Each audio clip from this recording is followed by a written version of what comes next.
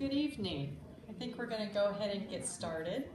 We are so pleased to have Ron Hull with us tonight. Ron is part of our year-long celebration that we've kicked off, where we're talking about Robert Henrine, his 150th birthday, and we're also talking about Mari Sandoz and her connection to Cozad with writing The Son of the Gambling Man. And so Ron is has been a personal friend of Mari Sandoz's for many years. So I am going to just kind of turn it over to him and let him get started. I'm glad to be with you in Cozad today. Thank you. I'm going to show a video of Mari. First of all, she's the star of the show. Notice a couple of things about her. The way her hat comes down over her eye, for example. But listen to her voice. It's a wonderful voice. She's quite a remarkable woman. This was done about 1964.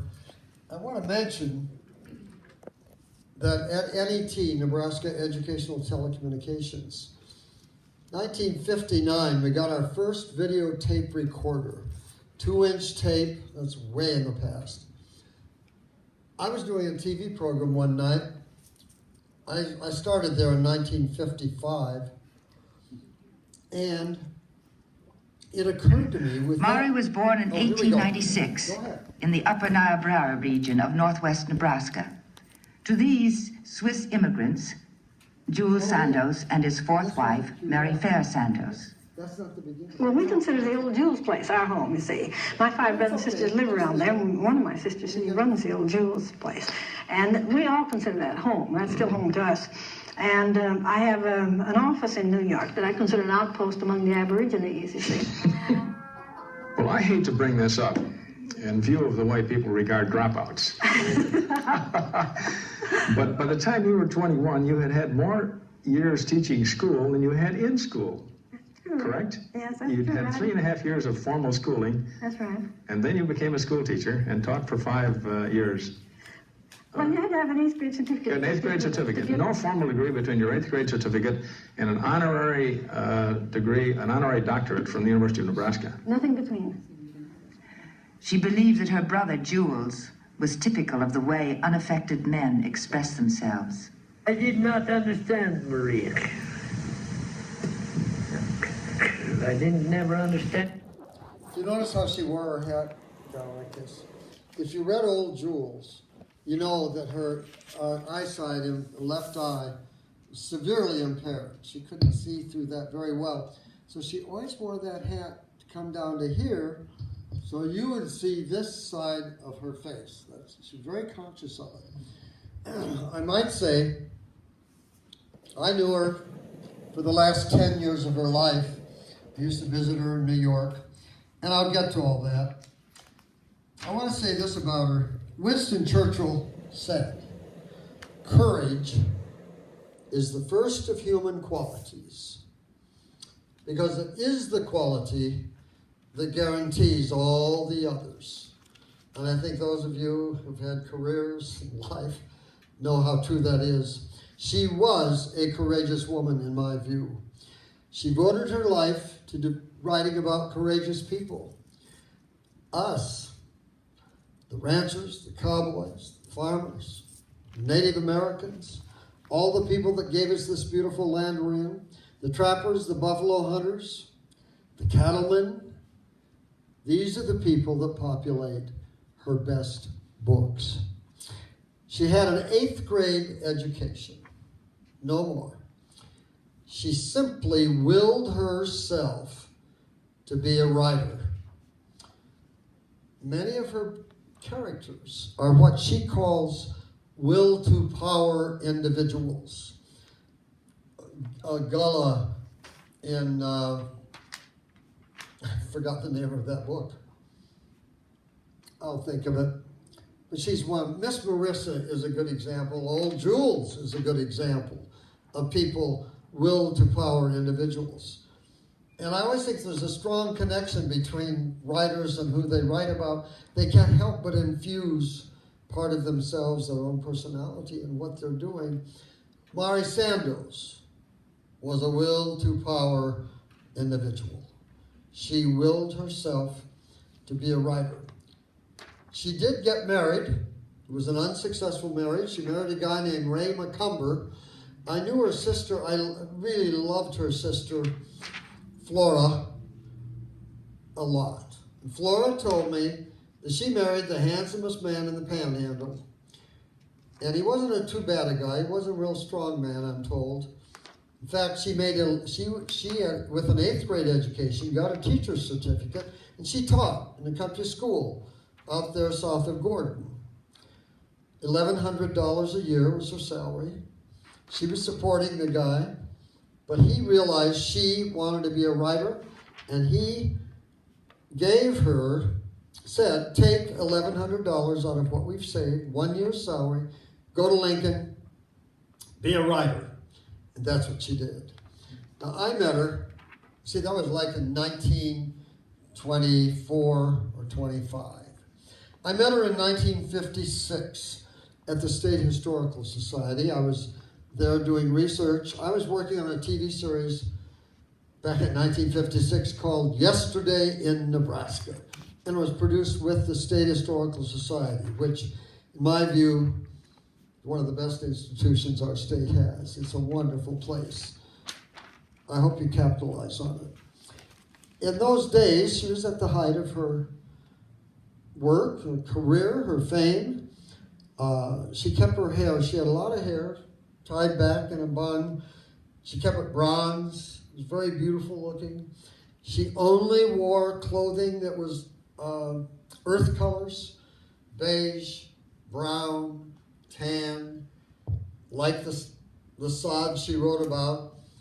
Her jewelry, if you'll ever look at it, see her anymore, all brass or gold, necklaces, earrings, everything was coordinated.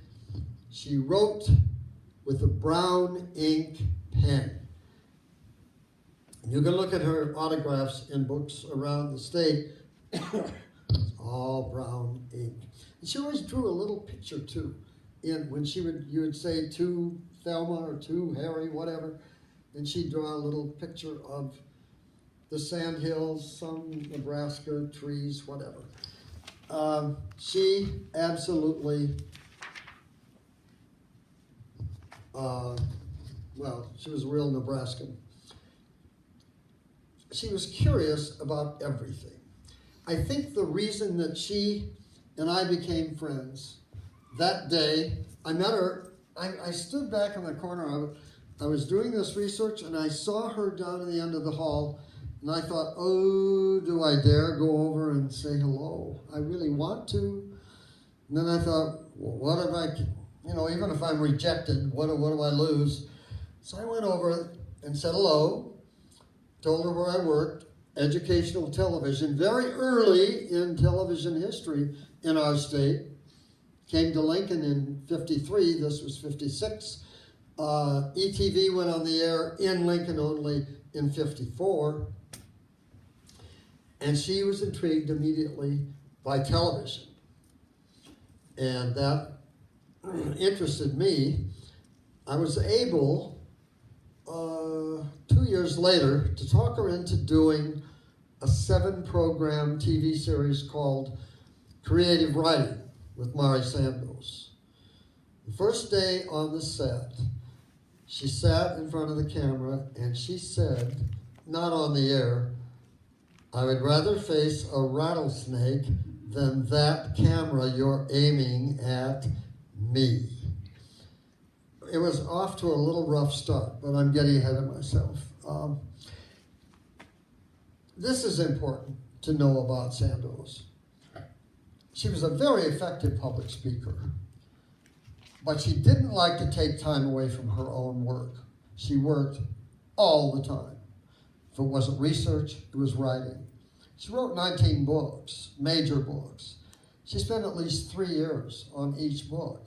She had 2 or 3 books going at the same time, but that was her life. But she would take time off if she was invited to speak to students, or I introduced her one time at the Nebraska Union to about 500 or 600 faculty students. She would do that She would come to a group, she'd come to Cozad and talk to you for one reason.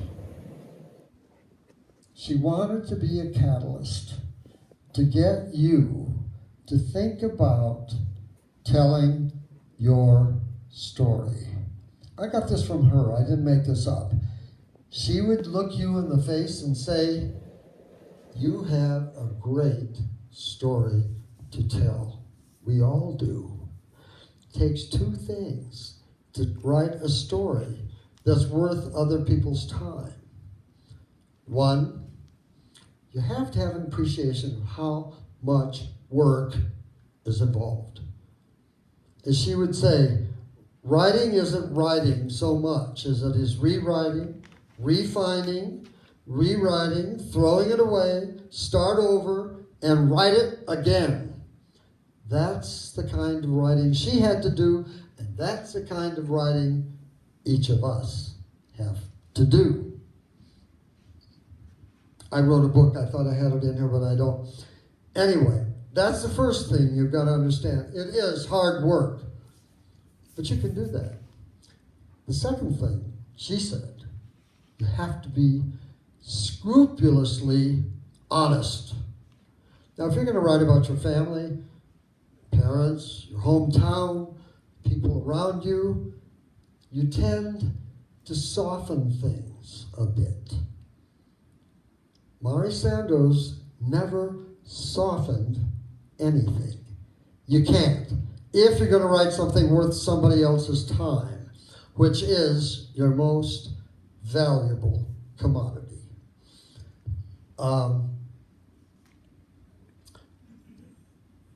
She made a lot of enemies with her books. Old Jules upset a whole lot of people in western Nebraska for years.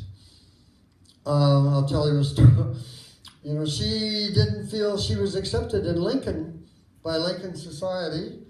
Lincoln Society has changed. I've lived there now. It'll be 60 years in October. And it has really changed. If some of you know Lincoln well, I'm sure.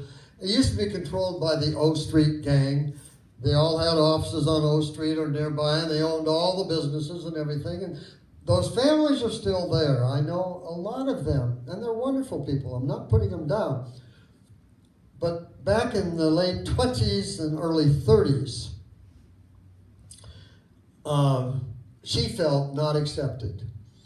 She felt that they looked down at her, and she had no money, and she was rather poor, but she ran around with the avant-garde students who were writers and artists, and they sat down at the Cornhusker Hotel in the teepee room, and they smoked and wrote their poetry, and that's sort of how she got her reputation. Years later, 1960, I think it was the publication of Son of the Gambling Man, one of the big families of Lincoln had a cocktail party for her. By then, of course, she was accepted in every home in Nebraska, and she was well known. She was a famous writer and a sophisticated woman in her own right. And I was standing under a chandelier pouring the punch for her. She and I were the only two people right around the bowl right then. And I poured her punch and I handed it to her. I poured some for me, and she turned to me. She looked around and she said, this is interesting. 20 years ago, I wouldn't have gotten across the threshold of this house. And frankly, you wouldn't have gotten in either, she said. And I said, that's probably true. That has all really changed in Lincoln today. It isn't just one group that controls everything like it was. It's much more egalitarian, I think. I've seen it change. She would look you in the face and tell you, if I give this speech and if I inspire just one person to write something for their family, start there. Then she says, it's worth my time. She said, writing was so important to her that she said, okay, You may not write the great American novel, but on the other hand, you may. All writing was important. You may write for the town newspaper, fine. That's not the Atlantic Monthly, it doesn't matter. All writing is important. You're putting down history. You're contributing to the legacy of the people that you know and the place you live, and it's terribly important. I always appreciated it. She always had time for students, and it always amazed me. She knew Nebraska so well. I've been with her on 2 or 3 occasions in Omaha, number in Lincoln, a couple of small towns around Lincoln, where kids would come up to her and she'd say, "Oh, I know your brother," or "I know your uncle." Oh, absolutely. She, as I say, made a lot of enemies at times. There was even a time when her publisher, she was sitting across from him, and he said, "Mari, in this book, you're writing about real people in western Nebraska, and they're still alive out there, and they're going to sue you, and they're going to sue us, and we don't want it, so you change that." You don't tell Mari Sandos to change anything. And she said, "No, the people in western Nebraska, they know that I know the whole truth. And if they try to sue me, they know I'm going to tell the whole story, and I've never been sued yet." That's how she operated. She wrote Capital City, which is a hate letter to Lincoln, Nebraska. It's not a very good book. I don't think it's hard to read, in fact. But she got it out of her system. It's how she felt at the time. Together, we created 14 half-hour programs, 7 on creative writing, 7 on Mari Sandos Discusses the Old West. I remember the creative writing one, and frankly, I still have copies in the archives of her 7 programs. And I want to mention here, once we got videotape, I started a little archive called the Nebraska Videotape Heritage Library. We have in our vaults now over 900 more programs, because there's 2 or 3 programs sometimes on one tape. It's all been digitized, or mostly all been digitized. That's how we're preserving things now. But for example, I hope that 200 years from now, Old Jules will last. I think Crazy Horse will last. There will be students who will say, "What was this Sandos woman like?" And they'll be able to go online and they'll see her likeness and hear her voice. And that's the goal. I've got every governor. I have little people too. I have accomplished people. I have famous people. I have sessions of the legislature when Terry Carpenter is reading the Riot Act to somebody. I have Ernie Chamber reading the Riot Act back to people. I've tried to capture, Nabi Tiemann was one of my favorite governors. Got good things of him. Anyway, you get the idea. We've saved that, and eventually, that's all going to be online. Everything we have rights to will be yours, just on your TV, on your computer. That's what we're working for right now, and I'm really excited about that. The only things we can't put on there that we spent your money producing are performance programs like the Omaha Symphony or the Lincoln Symphony, other artists. Well, I was the president of the Lincoln Symphony. We brought Aaron Copland in to conduct it's a very famous piece of his about Lincoln Portrait, about Abraham Lincoln. And we brought Walter Cronkite in to do the narration for that piece. So we had Copland, Cronkite. I can't put that online for you because rights are where, when you buy the rights, it's called 4 plays, 3 years, you know. Then the rights are gone, you've got to pay step-up costs to all those artists. Every person in the orchestra, everybody that has anything to do with it. It's very expensive, so I can't do that. But anyway, I want you to know of that resource that we have, and it's yours. Yeah? Are those in an archive that someone could go and watch? Not exactly, although it's growing, so somebody can come and watch. And our plan is that we'll make as much of that available on DVDs to the State Historical Society, and people can go there and go in a room and watch. Even the Copeland Cronkite? You know, I don't know how to answer that. Okay. Because I usually don't cheat.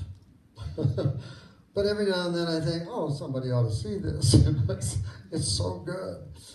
And it might be arranged. You know, it might be. I suppose in time we could go to the estates of those people and get clearance. But boy, it's a job. It's a job.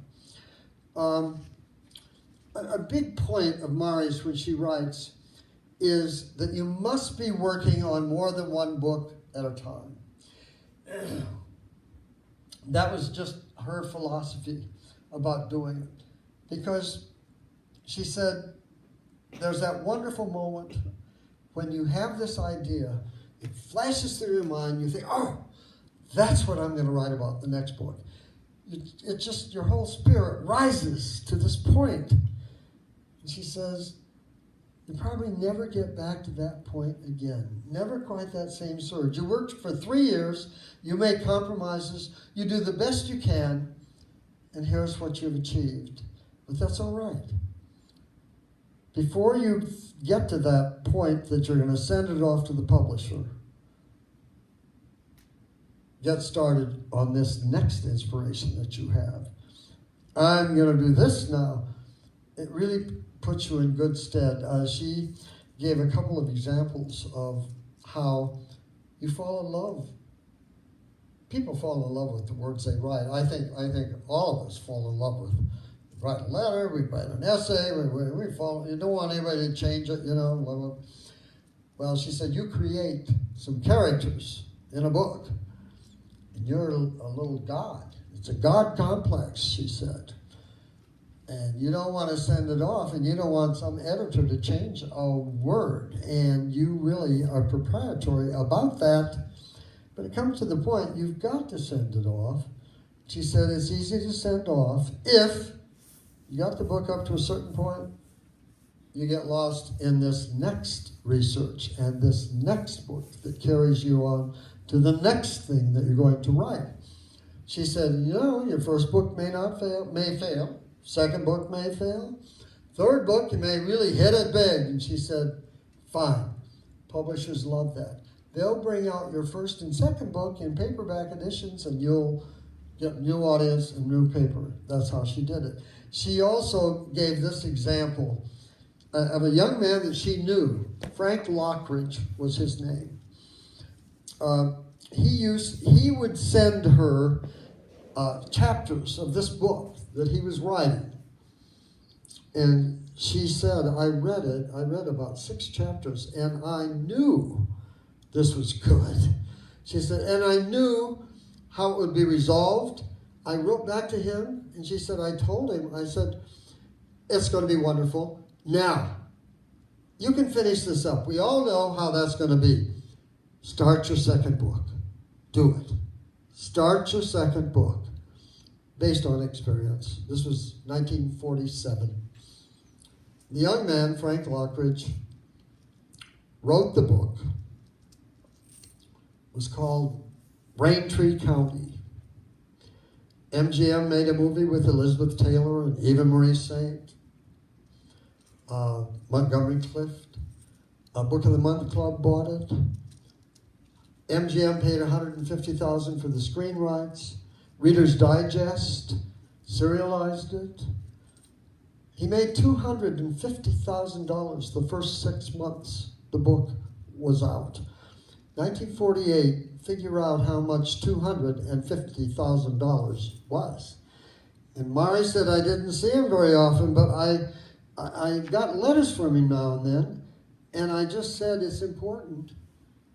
You better get started on that next book.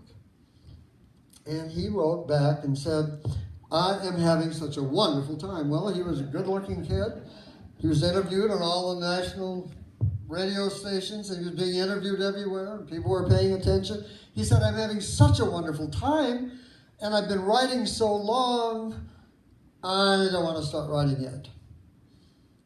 And then all that dies down, as it naturally does in everybody's life. And then he put the paper on the typewriter. He starts typing. He gets a few lines read. He reads it. We surmise this. He says, well, that's no Raintree County. He throws it away. He starts again. And he just gets this writer's block. And how can I live up to what I did? Ralph Lockridge went out to his garage and turned the car on and asphyxiated himself. He never wrote another book. So that's what she meant. She also mentioned, interestingly, Margaret Mitchell, Gone with the Wind. Wonderful talent, wonderful story. All that creative push, never had another book, period. Mari was a stickler for authenticity. I'll give you an example. When she was writing the Custer book, it was her last book. She would go out into the field, I think it was Casper, Wyoming is where she stayed overnight. She would take the bus at 6 o'clock in the morning, which took her within 3 miles of the battlefield. And she would have to walk from where the bus let her off. She'd take a lunch with her. She'd walk over. She studied everything she could. The plants, the flora, the fauna, the dirts, the rocks, the contour of the land, the animals. She did this for days. She would walk back to catch the bus at 7 o'clock, the bus going the other way, to take her back into town, stay overnight. She spent a lot of her own money always doing that kind of research on her books. Time magazine kept her on a retainer for years. Whenever they had something to write about Native Americans, the Great Plains, our part of the world, they ran it past Mari Sandoz for accuracy, for her opinion about it, and her thoughts about it. And that helped sustain her. She was very good at taking sections out of her books and selling them to magazines separately.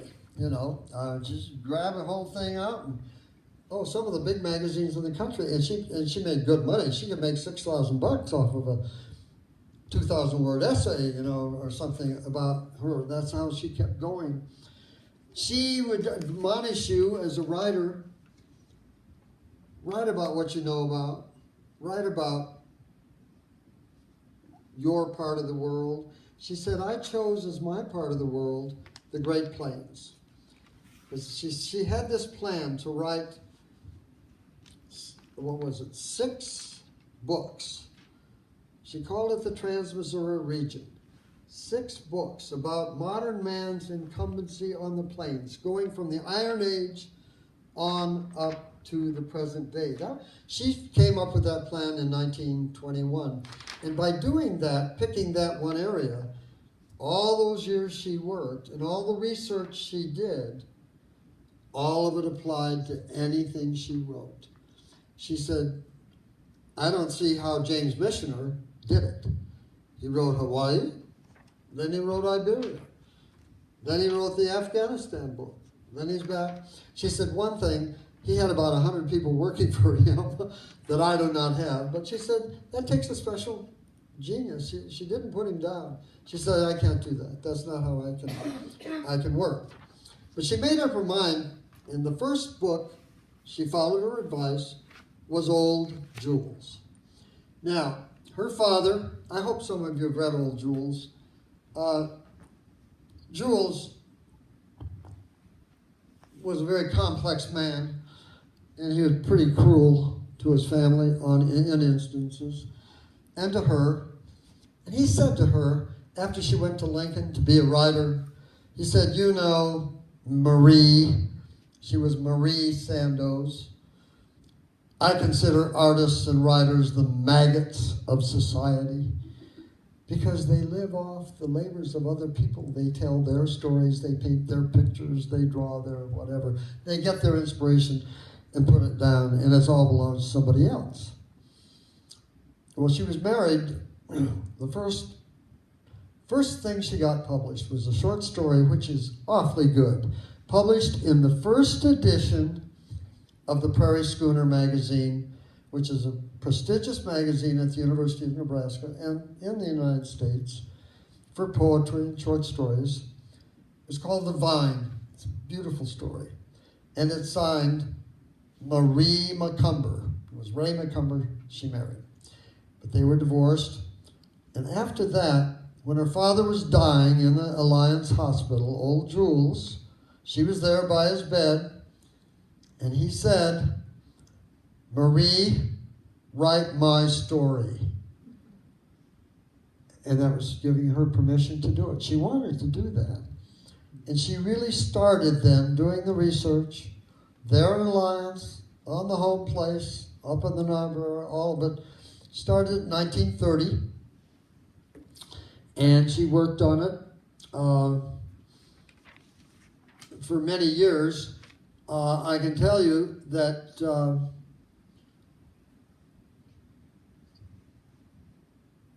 she sent that book, different versions of it, out to publishers 13 times. Now, the first time she sent it out, it was to Little Brown and Company. And they wrote back and said, well, they kind of liked it, but then we don't like the title, Old Jules, find something better. Well, she sent it to other publishers, others. I think it was the 13th time she sent it back to Little Brown, and that editor liked it. And it was called Man of the Panhandle. And the editor said, we don't like that title at all. Why don't you call it Old Jules? That's what it's about. It just made her furious. But they published it. 1935. She got the Atlantic Prize. She got $10,000 in 1935. It was a heck of a lot of money. She helped pay off some of the land that young Jules had bought. But it gave her the chance to be a professional writer. Now, as she would say, that really sounds easy. Win the Atlantic Prize and off you go. She said, Old Jules was not my first book. And then she said this, her first book was what women often write as first books. She said, 75% of men's first books are autobiographical, and that tells you something. But she said 50% of women's books are psychological studies. And she said that, of course, is what mine was. She said, I didn't realize it then, but even now at my advanced age, I wouldn't think of trying to write a psychological study. That's way too difficult. But she said, I was a new novelist. I didn't know, so I started on that. Well, she sent that book out in 1930, at the beginning of the Depression. Dodd Mead, the publisher, kept it 8-9 months. He sent it back, and they said, if by September 1931 times are better, we'll publish this. Well, by September 1931, times were worse. And she said, as soon as I got it back, it had been gone 8 or 9 months. I had no intention of ever sending it back. She said this 8 or 9 months gave me a detachment that I needed very much. When I opened it up and I looked at it, and then I read it, she said, I thought, oh my. And I took it out into the backyard and I burned it. It never saw the light of day. She said, this book was the bride's first biscuits that never poisoned the husband. She said, I learned a lot on it, and I learned even more writing Old Jewels. I'll admit that. Well, where Mari was living at the time, the family was poor. They didn't have any of the amenities, but the whole environment in western Nebraska then was, well, it's a harsh environment. People were barely making it. They were living in sod houses and raising animals, and crops were failing, and they had a lot of problems. She said that helped so much as a writer, because you don't write anything decent unless you know something about conflict. You have to understand conflict. You have to build conflict into what you're writing, because that's the interesting part. If you don't have conflict, it's just a narrative, meaningless. It's conflict. And she said, coming out of the kind of environment that I did, where her dad was a violent man, there was a lot of dissension in the community, there was dissension in their home, there were hired killers running around, it wasn't enough to eat often, people on the homesteads faced daunting difficulties. She said, when you grow up in that environment, the kind of conflict that interests you is entirely different from people who have everything. She said, Old Jewels is testimony to that. She said, when you grow up with those kinds of deprivations, then what interests you in writing is writing about social conditions and racial equality and economic levels and differences between the social classes. She said the privileged aren't interested in that sort of thing so much. What they're interested in is the conflict between siblings, conflict between fathers and their sons, the mothers and their daughters, or between generations for economic and social supremacy. That was her opinion. But as a writer, just remember that. Build in the conflict, or there's no drama. You've got to have drama to keep the person interested. She said, people may say that success depends on talent. And she said, I would say talent is a dime a dozen. There's so many people don't do anything because they don't have the stamina. They don't have the interest to absolutely apply themselves in learning the craft, but most importantly, doing the work. And it's a lot of work required. She was very methodical. It was interesting. I've been in her apartment more than once, 422 Hudson Street over in the West Village. She used to call New York. I think it was said that on the screen. She would say, oh yes, it's my outpost among the Aborigines in Manhattan, which sounds like a terrible put down of New York. But I can tell you, honestly, she loved New York. She loved living there. She liked to be close to her publishers. She loved the theater. She was on the go all the time. She was quite happy there. But she never forgot her roots either. She loved it back here. She was very methodical. And she said that most writers have to be the kind of writer I am. She said, I'm not a genius. She said, I have to give a lot of thought to what I write. I have to do a lot of research, and then I have to do a lot of rewriting. And she said, most of the work and the writing done in the country is done by people like you and like me. We're not geniuses. She said, oh, Thomas Wolfe, he can write with his stream of consciousness writing, but even he has to have a Samuel Perkins, the editor, to go into that material and carve it out and find the best parts, just like carving a statue of marble, chip, chip, chip, chip away until you've got the David statue or whatever you're looking for. She said, that's what everybody has to do. You have your own system. Mine is the methodical system of thinking about it. She would put above the typewriter a thematic statement. right above the thematic statement, and she really believed this, and this is one reason why she liked to talk to people about get down on paper your writing. Any person with the power of literacy can learn how to write well enough to publish. She'd say, okay, so you write for your local newspaper or you write for Harper's Bazaar. There's a big difference, but it's all important. Then she would put under that, she's writing Crazy Horse. She'd write what the protagonist was, where it took place, what the conflict was, who are the other people involved. It's really 3 or 4 statements summarizing what this book was going to accomplish about that great chief. And she said, then as I work, I look up, and if I've written something, if it doesn't edify the reader about what I've said up above, I throw it away. I'm writing this book. And she did that. And I want to tell you, in terms of this work ethic that she had, if she were here tonight, she would say, you would say to her, well, what's your best book?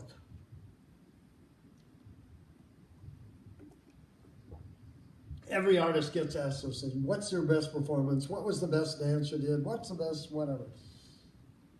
She would say, Crazy Horse, Strange Man of the Oglala.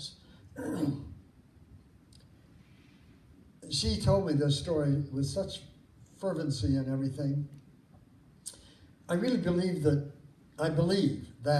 at a level she fell in love with Crazy Horse, this great strategist, this great leader of his people, his principles, his honor. I mean, she knew him so well with all that research. And she spent 3 years writing the book.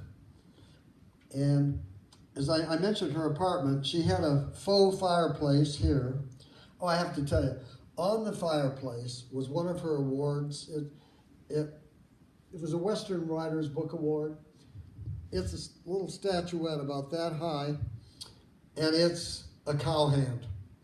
It's the Shap's this lanky, skinny man, no hips, the costume, the hat, just standing there. And I happened to, she was sitting in this big wingback chair where she wrote half of her stuff. And I picked it up and I was looking at it, and she looked up at me and she said, that's the kind of man I like. And I knew she meant it. I did. Probably Ray McCumber was like that. I don't know. But she said, I'll tell you about writing Crazy Horse. She finished it. I don't know if you've ever seen an unfinished manuscript, but a good book, 400 or 500 pages, stands off the floor, double-spaced typing, couple, 2.5 feet maybe. I remember the first time I went into her apartment, there were maybe 12 stacks. This is before the University of Nebraska got all those original manuscripts. In her kitchen, there was a path through her life's work. I won't describe the rest, but we all have our own ways of living. But the living room was very neat. It was fine. It's a kitchen that got all this. But she had that stack of papers there. She'd finished it. She said, I sat back in this chair and picked up the first page and read the second. She said, I read it straight through, and it told a wonderful story about a wonderful man. But she said, my heart sank. And she thought, I've just approached it in the wrong way. It tells a good story in white man's words, white man's idioms. Doesn't sound authentic. It has to be, she says, I can't get into the mind of another race psychologically, but it has to sound like it's from the Indian point of view, or you can't tell the story. And she said, sometimes sounds will take us back into our past as quickly as almost anything else. The train whistle in the distance, or metal arcs things that trigger you mentally. Sounds will do it. She said, I was sitting here and I was worried about what am I going to do about this book. And she said, I remembered when I was about 8 or 9 years old at the Niobrara place up on the Niobrara River, the Indians in the summertime when the ground was hard would bring the ponies down, their ponies down across the hill past their house to the river for water. And she said, the sound of those ponies' hoofs was a cadence. It was like this. It was like,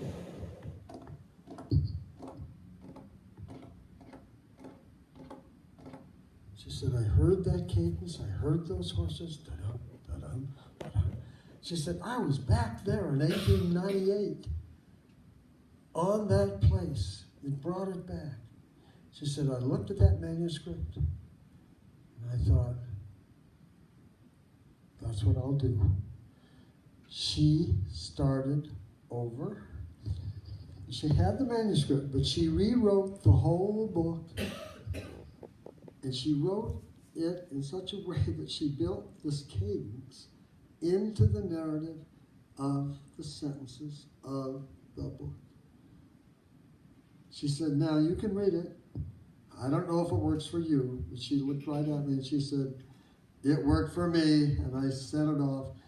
And she feels that that was her best achievement. She was particularly interested in Native American people, Indian people, and the book was terribly important to her. I got ahead of myself here.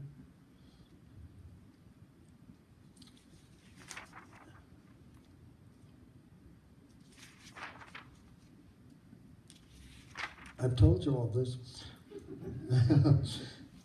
Okay, back to when I first knew her.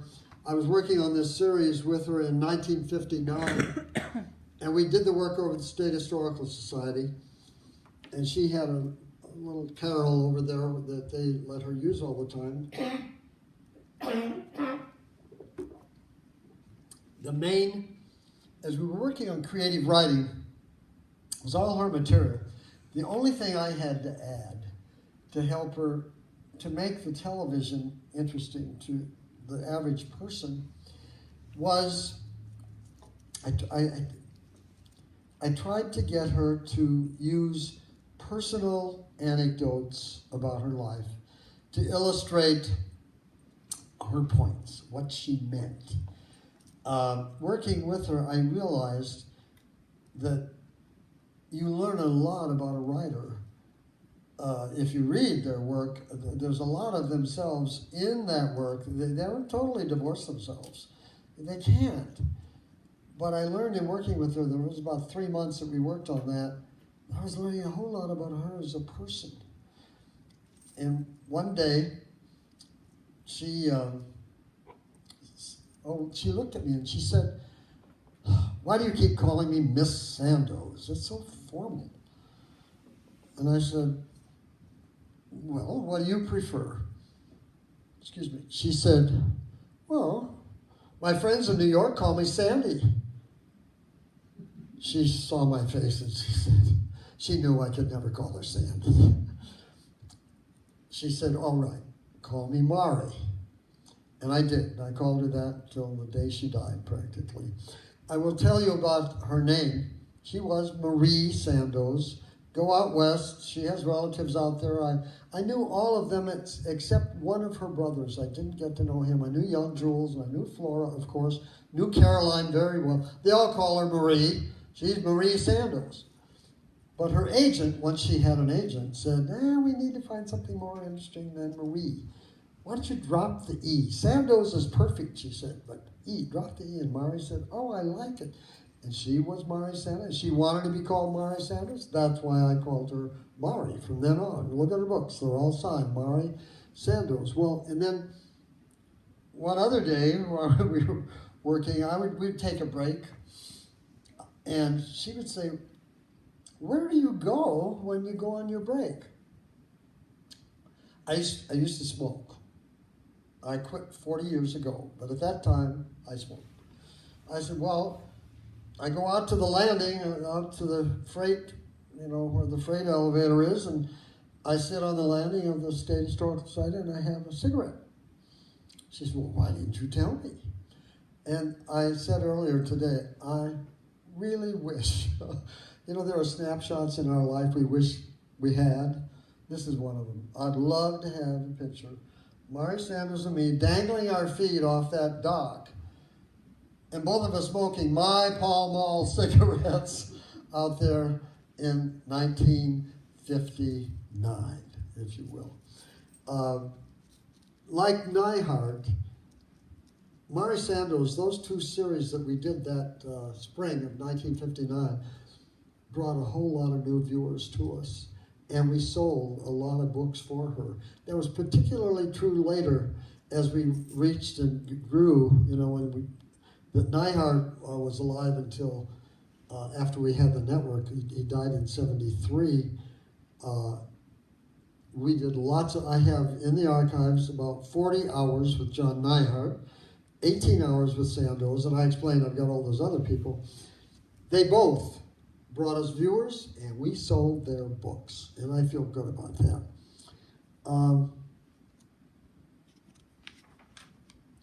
The last time I was with Mari Sanders, I had visited her at least 3 times over a 2-year period.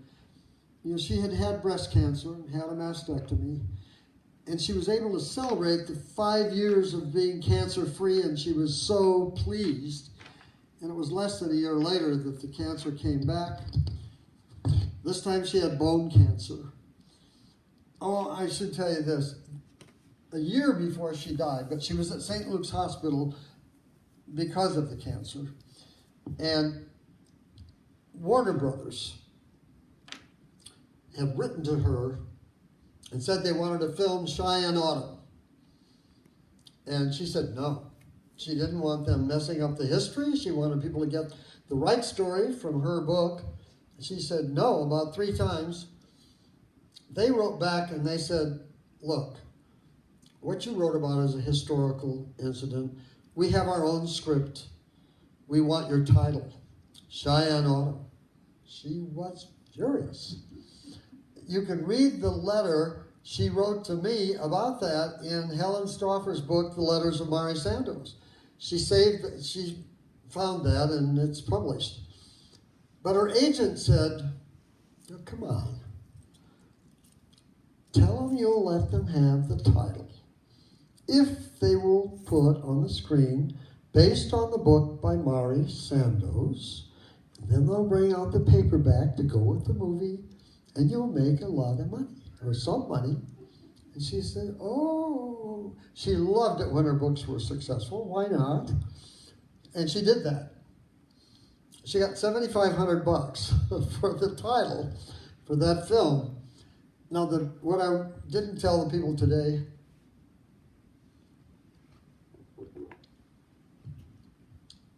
it was like a year and a few months before she died. The movie came out. She never saw it, but Variety magazine, I found a review in Variety of the book. And there were lots of reviews, but this one I cut out to read to Mari Sandoz when I visited her at St. Luke's Hospital, because it went on and on. It had James Stewart, and it had a wonderful director. A lot of good talent worked on that film. It just simply wasn't that good a script. But at the very end, the writer said, they should have stuck to the book. She almost rose out of bed. She said, let me see that. I was so pleased. She read that. She loved that. Well, the last time I saw her was actually in November before she died, which would have been November 1965. She died March 7th, I think, 1966. I went up to see her. She was in very bad shape, but typical of Mari Sandoz. She was half sitting up in bed. She was in pain. Actually, when I came in, too, course, I was shocked because that wonderful bronze hair was totally gray and in one long, scraggly braid down one side. And she was so thin. And we all knew, I mean, she was no secret. We knew that she was dying. She had this little metal rod by her bedside. I don't know why it was there. But she said, we were talking about her condition, and she said, take that rod, and I want you to press on the clavicle right here. Just press that. I took that metal rod, I could have pushed it right through the bone. It was so soft. I put it down. She was sitting up reading the page proofs of the Custer book, her last book. It was published posthumously, and she was struggling to get that work done, to get it off to the publisher. I planned to leave when her lunch came, and she said, oh no, you stay right there, and you keep talking to me. If you keep me not focused on the food, she said it tastes like cardboard. Cancer just makes it taste awful. I can forget that, and I can eat that whole meal, and I need that energy to finish this work. So stay there. And I did. I was quiet for the next 2 hours. She was working, writing. Every now and then we exchanged words. About 4:30, they brought her dinner in. I stayed through dinner. She really thanked me. She says, I've eaten more today. This is good. I get my work done. I said goodbye to her. But before I left, she said, I want to get this exactly right. She said, it's not the dying that I regret. She said, I have 3 more books that I want to develop. I've got them in outline. She says, I won't get to do it. And that's what really hurt her. I remember one day years ago, late afternoon, she and I were walking from the State Historical Society back to our TV studio. That was in the basement of the Temple building, if you know where that is. We were passing Love Library. And she stopped and she looked at the library and she said, Ron, pointing to Love Library, see that? My books are my children. There are 19 of them in that building, right there. Well, when you consider Old Jules, Crazy Horse, Cheyenne Autumn, Slocum House, Capital City, Hostiles and Friendlies, you know, Winter Thunder is a wonderful small book, good one to get started on. Terrific story, but a real story based on her niece's experience saving 29 children during the 1949 blizzard in western Nebraska. But Hostiles and Friendlies is a collection of her short stories. Some of it's just fragments that she had written, never found a use for. A wonderful woman, editor of the press, Virginia Faulkner, one of the few geniuses I've ever run into, put that material together. Mari Sandoz said, I didn't believe that disparate material could be made into a book. She said, Virginia Faulkner is one of the very best editors I've ever worked with. Well, that sounds good. And I told Virginia what she said, but I happened to have been there a couple of times when I thought either Virginia was going to kill Mari or Mari was going to kill Virginia. That's the relationship sometimes between writers and publishers, you know. Writers and editors. And you've got to listen to your editor. As an objective voice, you've got to listen to them. Anyway, Hostiles and Friendlies is a wonderful read, lots of short stuff. Love Song to the Prairie, there's a whole bunch more. She left us a significant family. She left us a legacy that's enduring. And she told me from her hospital bed, I said, you know, someday we're going to build the Mari Sandoz Heritage Center, and we're going to build it right down there 20 miles south of Gordon, I think it's Highway 29.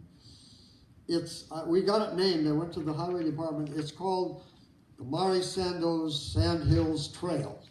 The big signs down at the bottom and up at the top. We're going to put it right there, right close to the old Jules place, right by the highway.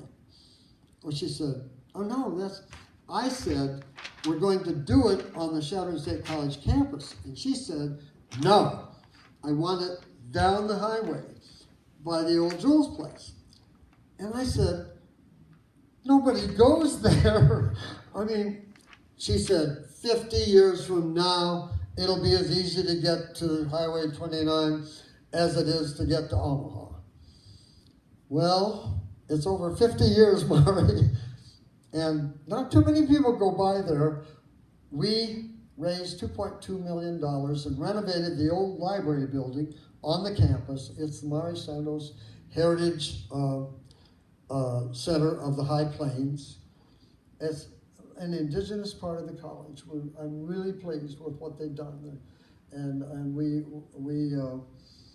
have a wonderful benefactor. Her name is Esther Pilster. Her husband Raleigh had owned half of a ranch west of Chadron, a little north, before you get to Crawford, up in that country toward South Dakota. And she loved Sandoz. She was a teacher in Omaha. In fact, there's a Pilster Park named after Esther Pilster. She died last summer at age 97. I heard that hundreds of people came, you know.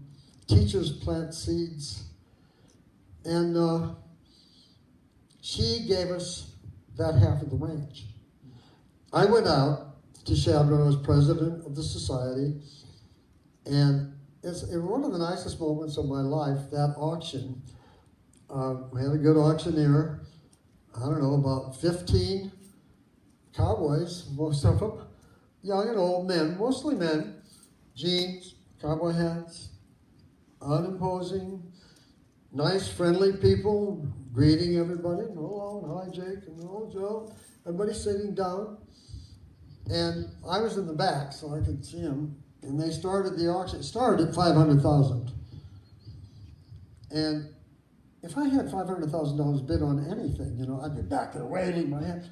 These guys, little finger up, and the auction, and somebody already knows it, $750,000. Oh my gosh. Went up to $950,000 that we got. And I just want you to know that the man who bought it, he sat right beside me as we signed the papers for the bank, gave me a check for $75,000, which was the earnest money or something like that. And I turned to him and I said, I hope you know that the money you're giving us, it's almost $1 million, is not ever going to be spent. It goes into the endowment. We will spend the interest income and nothing more. He said, oh, that's good. He said, my daughter is coming to college at Chadron this fall. I said, she'll benefit from your gift. And he said, that's good. And what we do a couple of major things. We do support a couple of scholarships. We do a young writers workshop in the summertime, not young, a writers workshop for any age. It's Friday through Sunday noon. That's in June. We bring a really top flight, expensive speaker that the college normally would not be able to afford to bring. So we can have a real name out there at least once. Well, they have other people that are very good, but we bring in a speaker that really will add to the educational environment out there. That's how we spend the money. We have right now almost 1.4 million in that endowment now. We're really pleased about that. So if you ever think about joining the Sandoz Society, it doesn't cost you much. $30 a year, maybe $50 maybe, but it all adds up and it all counts. To end this, just let me say, it's as I began, because I don't feel I have, in a way, old Jules is right. Here I am capitalizing on Mari Sandoz' career. I'm telling you about her. I want you to appreciate her. But still, I'm reaping rewards because of the art, the work that she created. But she wouldn't mind because I end with her words. Just remember, you have a great story to tell. Now get to work. Get it down. Get it on paper. Get writing. It's the best I can do, Mari. Thank you a lot. Oh, any questions are good questions. And I have to leave here in 20 minutes. I have to drive tonight to Chadron for a, I think it's only 4 hours from here. Yeah. Well, and I gain an hour. Well, I have a 9 o'clock meeting, Sandoz meeting, tomorrow morning. I have to be there, so that's why I'm doing that tonight. Any questions? Anything come to mind? This afternoon you told about when she was buried. Could you? Oh, yeah, that was Flora, Caroline, her sister, closed the apartment, brought back the furniture, and Mari willed all the original manuscripts to the University of Nebraska at the Heritage Room there. We have copies of all that on microfilm in Chadron, so the students have the same access at least. But Caroline brought her body back on the same train with her. Mari's wish was to be buried on this, you know, the sand hills, but it's a pretty high-rise sand hill overlooking the old Jules Place. And you can see the 2 orchards, the one close to the house and then the one up here by where she's buried. She wanted to be up on top for that view. And Caroline said, well, that was our intention, but she died March the 7th. We got up there, and snow and ice, the ground was frozen, and we got that casket halfway up the mountain, and the guys just couldn't get it any higher, and I said to them, put her down here, it's a good enough view right from here. That's where they buried her, halfway up the hill. I'm sure she doesn't care. I don't know. Yeah. Anything you wonder about the woman? And I don't know everything, but.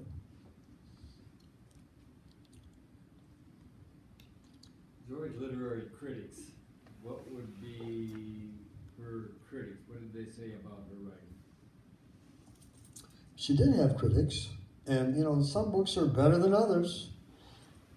Her research was impeccable, but they often took her to task a couple of times in a couple of books when she was writing about incidences. How does a writer do it any other way?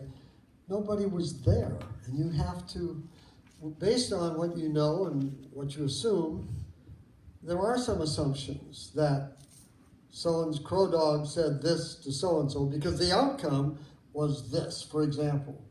And they take her to task a bit on some of it.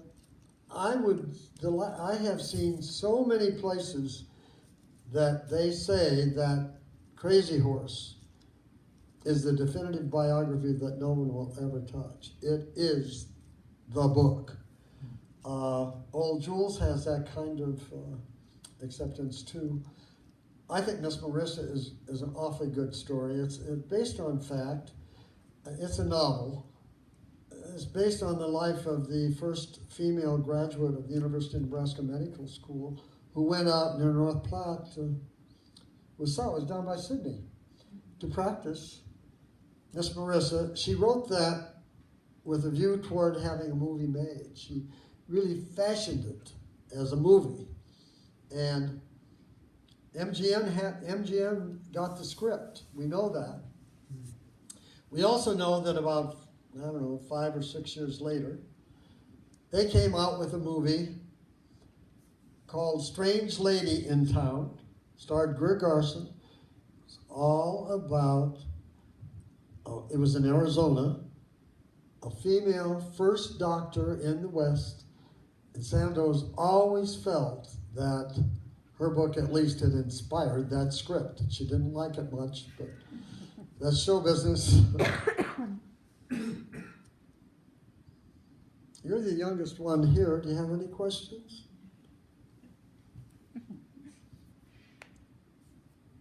I'm always interested in what the young have to say. Well, thank you again. Oh, you're welcome. You're welcome, Ann. My pleasure. Thank you.